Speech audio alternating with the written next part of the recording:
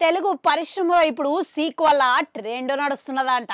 అయితే ఎప్పుడు చూసినా గానీ ఒకటే సినిమాకు 2 భాగాల లెక్క 3 భాగాల లెక్క చెప్పుడు అనేది ఫ్యాషన్ అయిపోయింది. ఇక ఇదే నేపథ్యంలో ఒక సినిమా హిట్ అయితే ఇక దానికి రెండో భాగం వస్తున్నదంటే చాలు అభిమానులు పండగ చేసుకుంటున్నారు.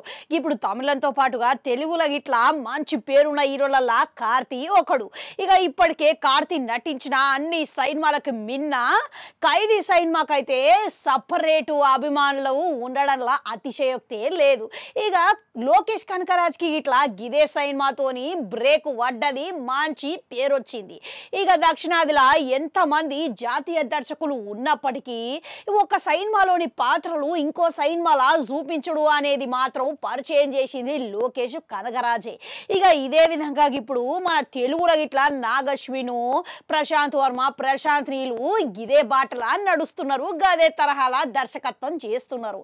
ఇక ఏదేమైనా సరే కానీ లోకేష్ తీసిన సినిమాలన్నీ ఒక ఎత్తు అయితే ఖైదీకి మాత్రం ఉన్న పేరైతే వేరు. ఇక ఖైదీ 2 ఇట్లా రాబోతున్నదని గతంలో వాళ్ళిద్దరూ ప్రకటించిన సంగతి తెలిసిందే.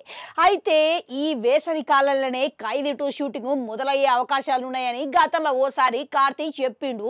ఇక అప్పటికెళ్ళి ఎప్పుడెప్పుడు వస్తుందా అని అందరూ ఎదురు చూస్తున్న సమయంలో ఇప్పుడు ఖైదీ సినిమాకుల ఒక వార్త గురించి చక్కర్లు కొడుతున్నదంట. గదేందనంటే ఈ సినిమాల తమిళ నటి రజనీ విజయను నటించబోతున్నదనే వార్తలు వినబడుతున్నాయి. ఇక ఆమె పాత్ర ఇక సినిమాల గతంలో జరిగే సన్నివేశాలలో కనిపించబోతున్నది అనేది ఇప్పుడు తెలుస్తున్నదనమాట. ఇందులో నిజం ఎంతున్నదో తెలియదు కానీ ఇక ఒకేలా నిజమైతే ఇక ఈమె ఇట్లా మంచి నటి అని చెప్పుకోవచ్చు.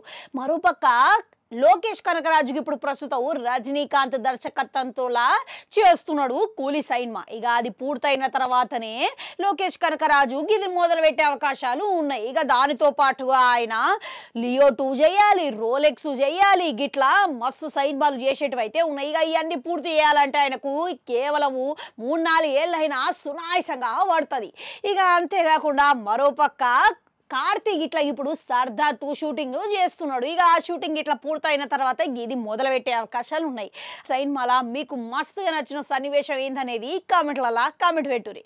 అట్లా గంటుంటారు, అది కూడా నొక్కరి మళ్ళీ వస్తా.